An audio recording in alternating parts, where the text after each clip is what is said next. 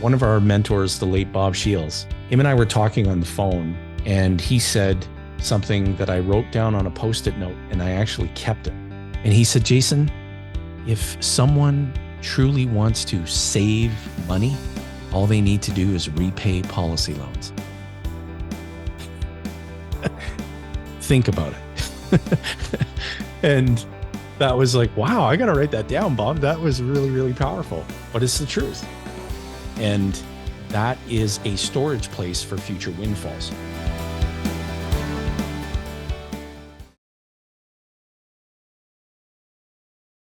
You ever hear the song Free Fallin'? Good old Tom Petty. Yeah, you've heard that before, Tom Petty? Classic tune, amazing classic tune. But that's not what we're talking about today. It's not free falling. We're talking about the free falling of money. No, windfalling. Maybe we should write a song called Windfalling, all about where to put your windfalls of money. Maybe we should get ChatGPT to write us a song about windfalling, and then we can sing it to our community. But that's what we want to talk about today. So the windfall, preparing for that. If you've implemented the family banking system in the sense that you've created policies, because Nelson shared in his book, Becoming Your Own Banker, he said, this is not meant to be achieved through the device of a single policy. This is meant to be a system of policies. What he meant by that was multiple lives insured. He didn't mean, hey, you need to be the only life insured and have a quantity of policies. That's certainly part of it. But he also reminded everyone of the obvious, that death will come. And when death comes, there will be a death benefit. And that death benefit is income tax free. That death benefit shows up in the form of money. And Nelson aptly referred to that as a future windfall. Our question to all of our viewers, subscribers, and followers is, how prepared are you for the inevitable? And how prepared are you for handling those future windfalls? And are you thinking about it? Are you rethinking your thinking about it? Right. Yeah. Like, are you even aware of the approach that you may want to consider for dealing with those future windfalls? And I think at this point in time in our society, most people, and maybe this will change, and I would like to think we might be part of that change, but at least from my existence and from meeting with people for 15 years, the conversation, especially from parents to adult children about what might happen with money, is virtually non-existent. Right. In higher net worth, wealthier families, sometimes there's more conversation around that, more planning, often other professionals, accounting, estate professionals, whatever, are involved. But they're doing all the planning and all the stuff, but they're still generally not bringing the adult children or whoever into that conversation so that they're incorporated in the plan, right? And I think that is it's a real downfall. And that one of the key downfalls that's created is often human behavior, which Nelson talked about ad nauseum, the importance of human behavior. Yeah. When you receive a large amount of money, and you use a simple example. Do you know anyone who's ever won money on, let's say, a lottery or whatever, a large sum of money for something to that effect? Well, what happens when they get it? It gets squandered away, typically in a short period of time, under 5 years, and everything that they had is gone. And in fact, the things that they had before the money showed up is even gone. Relationships get deteriorated, people go into bankruptcy, all kinds of associated things take place because we're not really well trained how to deal with large sums of money. Right. And especially when large sums of money are received or in relation to the passing of a loved one. That there's a whole additional dynamic that's added into that equation. And if a person has a lot of, maybe complicated or more complexities in their financial picture, like they own a bunch of multifamily real estate, or they have, 1 to 4 corporations, and one's a business and one's got real estate and one's got this, it's like, there's no preparation on how to deal. I had a conversation with someone earlier today, Jay, awesome guy. He's a multifamily investor in Ontario. He's looking at the process. He's got to read the book and go through some more information first. But they've got about 20 doors. He has adult children that are in their mid-20s. They're not involved in the real estate at all. They just know that the mom and dad do some stuff with real estate. Like that's the extent of what they know. And so if something were to happen to them tomorrow, it turns out they don't really have any insurance right now. They've got these buildings and the buildings have equity, but one of them is in the middle of a renovation. So if they died and there's no one even there to deal with finishing the renovation, now they got to go sell the properties and then they got to close a corporate. Like there's no context about what they're going to do, but that would be a windfall event. And so the kids have no anticipation or no planning around it either. So what stemmed this conversation is actually Nelson's second book, Building Your Warehouse of Wealth. Phenomenal book. Chapter 7 is Anticipating a Windfall. Let's put a link in the deal so people can go and get the book. Like if you haven't read that book, amazing. You need to read it. And let's put a link in the deal so people can go and pick up a few copies. We can make that happen. Now, I'm going to read a couple pieces of this and we'll just kind of flesh it out and talk about it. But again, Nelson starts off the chapter that wealth has got to reside somewhere. Dividend-paying whole life insurance is an ideal location for it. And if that is true, which it is, then one needs to anticipate such an event by preparing a place to dump a windfall. So estate is one of those things, selling rental properties, large tax refunds. There's a number of different things that happen that create windfalls. He talks about an example when he sold a piece of real estate that he owned, and he had it for a long time. It was a raw land, and it was the epitome of a frozen asset. It wasn't generating cash flow. It was just raw land that he owned. When he comes into a significant amount of money, what did I do with it? I paid off policy loans on a policy that I had bought 13 years earlier. This policy was issued at a rating of preferred plus. So at the time that this happened, had land, sold the land, big pot of money. I got a bunch of loans, pay off the loans.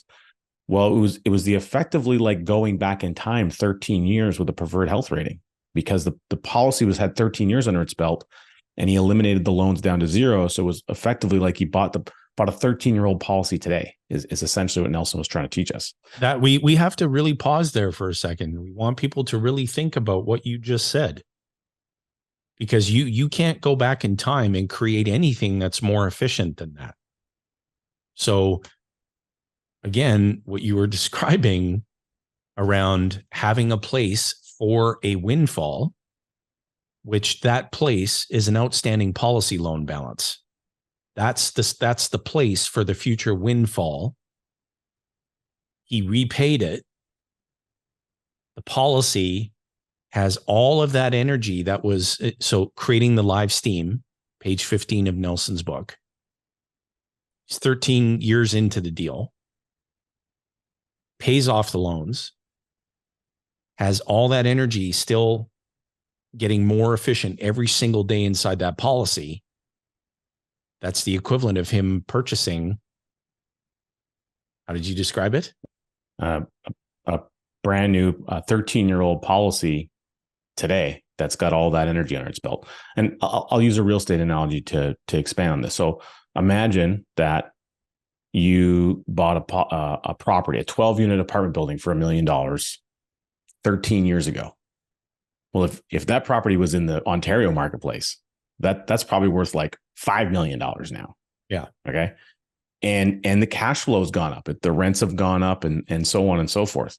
So just imagine you could go and buy that property today that's worth $5 million, but you could buy it for $1 million and have it fully paid off and have all that cash flow coming in. That's effectively what Nelson accomplished in this example.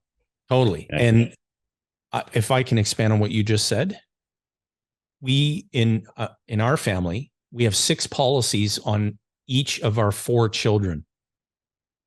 Each one of our 4 children have 6 policies on their lives. A quantity of those policies are going to be utilized by Rebecca and I for as long as we're alive. They are the lives insured. We are the policy owners. So we're doing the very same thing.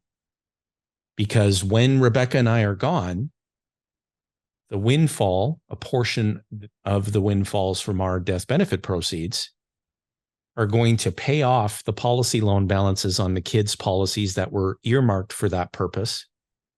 And by that point, the kids will essentially now have an asset as though they had purchased that policy on that day, and they already have 30 plus years of financial energy that have built up in those policies. Brilliant. How efficient is that? And the reason I share it is because people want to know, what should I be doing? I met with a gentleman yesterday from the West Coast. He said, yeah, I'm buying a policy for my nephew. The moment he turns 18, I'm going to gift it to him. I said, to set him up for failure?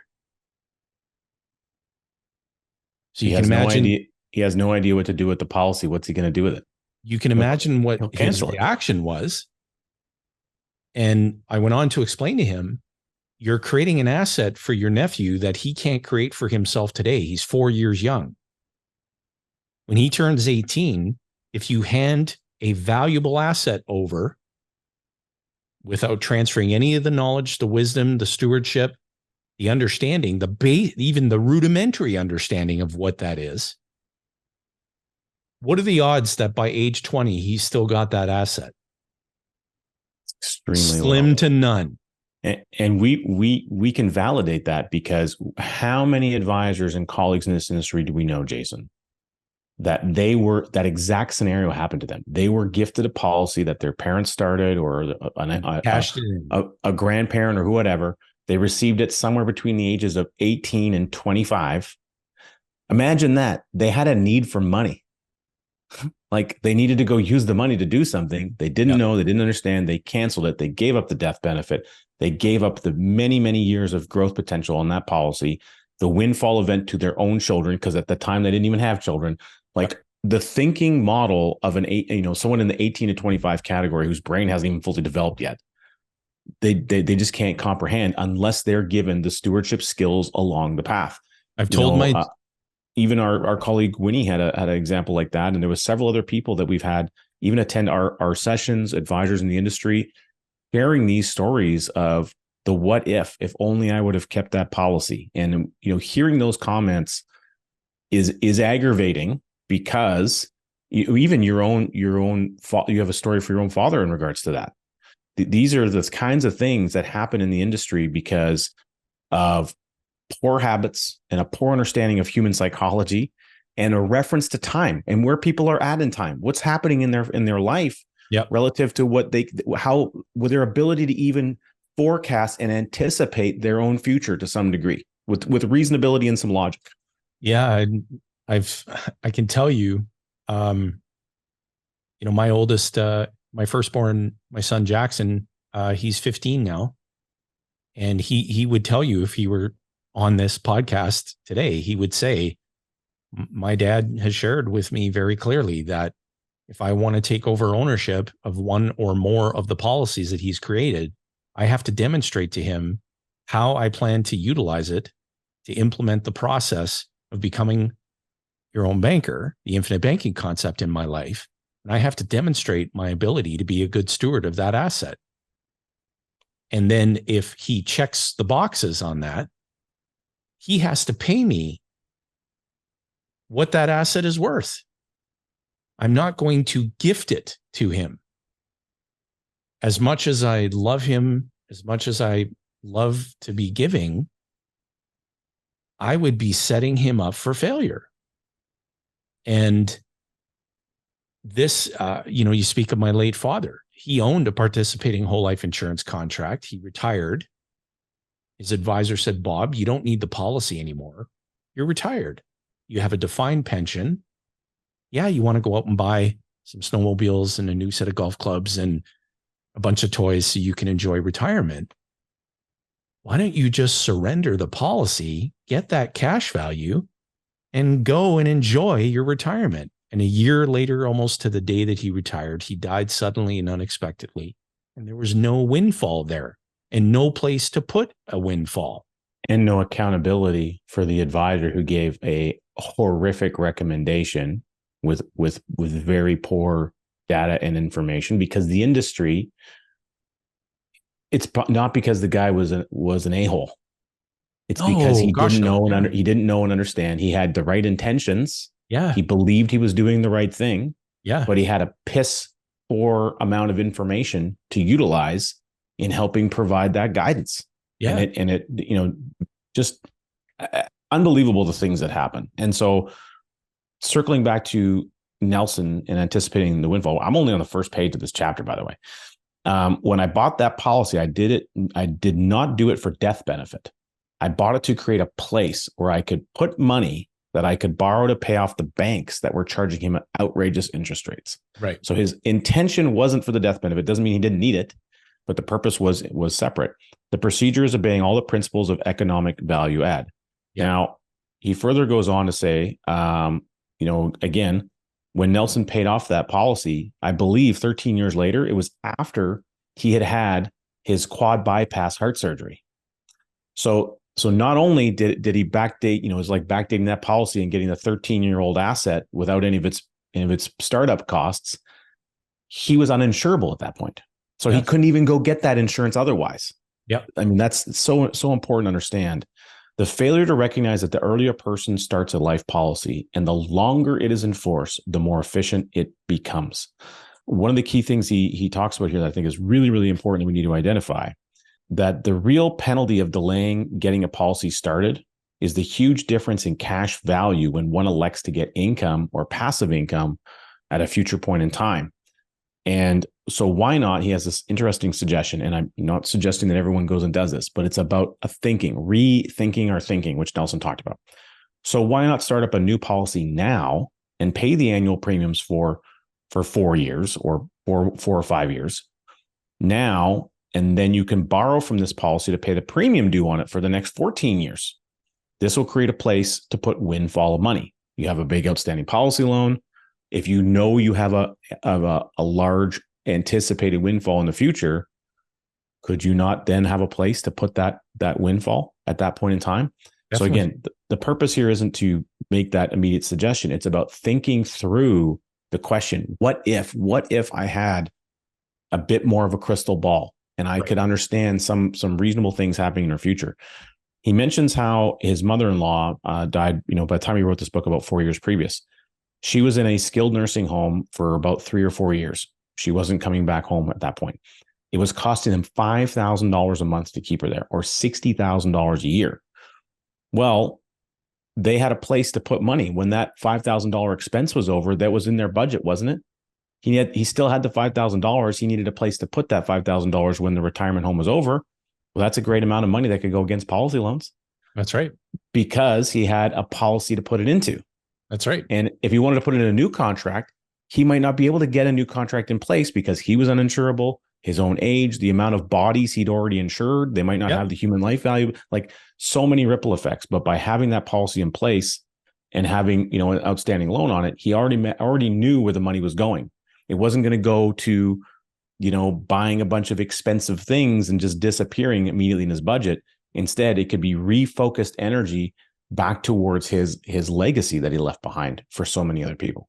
Yeah, this reminds me so much of the conversation that would come up where Nelson, and again, we were blessed beyond measure to have spent so much time with him. So we're sharing with our viewers and our subscribers, our listeners, snippets of these great nuggets of wisdom that Nelson passed along to us. But the topic of diversification would come up inevitably if Nelson was surrounded by a group of people who have an investment mindset.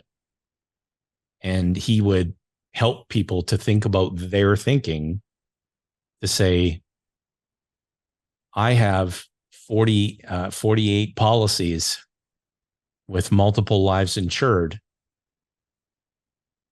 Every one of them is going to die someday. There is a guaranteed, I say again, guaranteed windfall. I think I'm pretty well diversified. His point being is that he was very, understandably so, very clear about his thinking that you don't have to play their game, meaning you don't have to play the Wall Street game, the Bay Street game, the tax qualified plan game. You simply don't have to play their game. You can build your own, operative words, your own warehouse of wealth. And here's how to go about doing that. And so that book, again, I cannot emphasize enough. And the other thing I want to share with people who are watching and listening, if you haven't already, head on over to the YouTubes and look up the Nelson Nash Institute and subscribe to that YouTube channel. Again, that's the Nelson Nash Institute YouTube channel. And serving at the pleasure of the board of the Nelson Nash Institute, and Richard being a member of the esteemed Practitioner Council, we want to encourage you to subscribe to that channel so that you get an abundance of content and you're hearing directly from the creator, the developer of this process, the late R. Nelson Nash.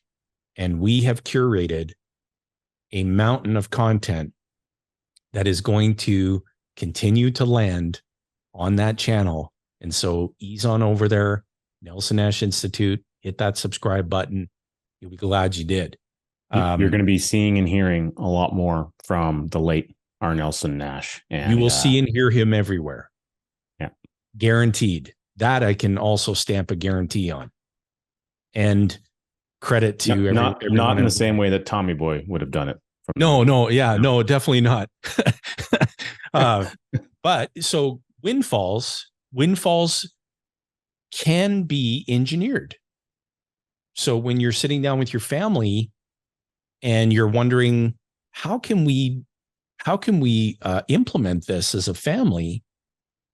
If we think about this from a ridiculously simple perspective, Nelson shared it best in his book, Becoming Your Own Banker, where he said, you should ultimately insure everyone that you have a beneficial interest in. Your kids, your grandkids, your nieces, nephews, your spouse, your joint venture partners in real estate, your key persons in your company or companies, and so on. How many policies do you have on key people and business partners, Jay? Like 7 or 8 of them now? Something like that? Yeah. Yeah. And in total, we have 73 in our family banking system now. Right. And that number is going to grow yet again because you and Sarblo are taking out a policy on my life because of the permanency of our business relationships. That's a necessity. That's a sharp example of what we're talking about. Yeah. Jayson already got one on me like 3 years ago. I've just been slow to the party. And so, my quick start energy, he's like, hey, I already verified that we've got an amount of death benefit that we can hand you. I'm like, hey, perfect. Let's get that application going. So done. Yeah. And so creating the windfall is one thing. Having a storage place for it is something altogether different. And that's through the utilization. And when you and I talked before we hit the record button around the fact that I don't think I mentioned this part of it, but one of our mentors, the late Bob Shields, him and I were talking on the phone, and he said something that I wrote down on a Post-it note, and I actually kept it because it was such a powerful remark from him. He said, and Bob at that time was about 87 years young, maybe. So it would have been right before he probably passed then. Yeah. And he said, Jayson, if someone truly wants to save money, all they need to do is repay policy loans. Think about it. And that was like, wow, I got to write that down, Bob. That was really, really powerful, but it's the truth. And that is a storage place for future windfalls. People may have heard the story. David Stearns, Nelson's son-in-law, had a large policy loan balance. Nelson contacts him and says, what have you got in terms of an outstanding policy loan balance? And David thought he was going to get in trouble. Tell me about your loan portfolio, son. And David thought he was going to get in trouble. And Nelson, once he heard the number, which was several $100,000, Nelson said, excellent. And here's the reason why that's excellent. One day I'm not going to be here. And when that day comes, you've got a storage place for that windfall. And then he coached them through it. And so this is what we're doing with our clients in our community, is coaching them through that as they build their family banking system, they recognize that they're not only creating a place to take control of the banking function, to make sure that money's flowing back to the family, but they're also creating storage facilities for future windfalls. Totally. Isn't that good? I've got a policy I built intentionally for the purpose of windfalls already. And, I do my best to not steal a piece. On that policy, I don't put a lot of extra financial energy into repaying policy loans on that one specifically. I have other places to do that. Yeah. And that policy also for me in my system is also a death benefit policy. So its primary function and intent is different than other ones in my system. Right. If I have windfall events, and I do expect some in the future, I have a place to go deposit money. Meanwhile, the death benefit on that policy is quite substantial. Yeah, it has a lot of extra term insurance and everything on it. So its focus is something very different, and it'll self-complete. If something happens to me, heaven forbid, early, those policy loans will be taken care of regardless, and there'll still be a windfall that's going to show up for the family amongst all the other policies that will pay out at that time. And precisely. And I shared the same with my sister, who's a year older than me. I'm all that she has now. Both my mom and dad passed away suddenly and unexpectedly. And so I shared with her when I created a policy on her, I let her know I am going to be utilizing that policy. And the reason I'm doing that is I'm creating a place for future windfall. She's the life insured. She does not own the policy or pay the premium. And so when that day comes and she receives windfall, she has a place to store it. And that's the equivalent of her having purchased a policy on that very day that already has decades of energy, financial energy. And so this is, again, just another example of how to get people thinking differently to say, wow, okay, I can create these storage facilities for future windfalls and everybody wins. It's great. Anyhow, that was fun. That was good. Windfallen. That's going to be the one of the singles on the new Wealth Without Bay Street album titled, what's it going to be titled? This is your money for your whole life. It's a long title. It's workshopped. We're still digging into it. We're still figuring it out. You know what? Leave some comments on the YouTube for a better album title, and we'll get some conversation going with that. Anyway, right now, boom, video just popped up right there. It's got some more great content and information on it. You should probably check it out. It's going to be good stuff. Can't wait to see you on our next episode. And Jay, this was awesome. Appreciate you, brother. I appreciate you too. Thanks, everybody.